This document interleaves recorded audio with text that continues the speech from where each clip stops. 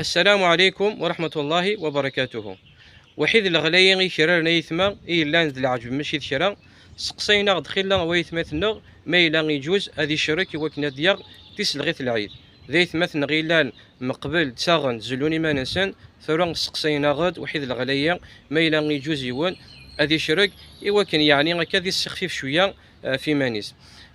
فما إلا يثما هذه شرير يثبت في النبي عليه الصلاة والسلام أنه ضحى عنه وعن أهل بيته. وقال كذلك أيوب الأنصاري رضي الله عنه: كنا نضحي بالشاة الواحدة يذبحها الرجل عنه وعن أهل بيته.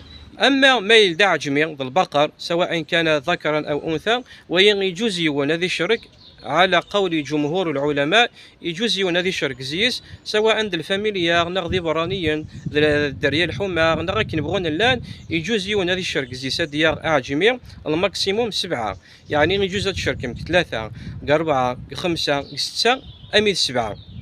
ولهذا قال جابر بن عبد الله رضي الله عنه: نحرنا مع رسول الله صلى الله عليه وسلم عام الحديبية البدنة عن 7 والبقرة عن 7. وقال كذلك حذيفة بن اليمان فيما روى الإمام أحمد في مسنده قال: أشرك النبي صلى الله عليه وسلم بين المسلمين البقرة عن 7.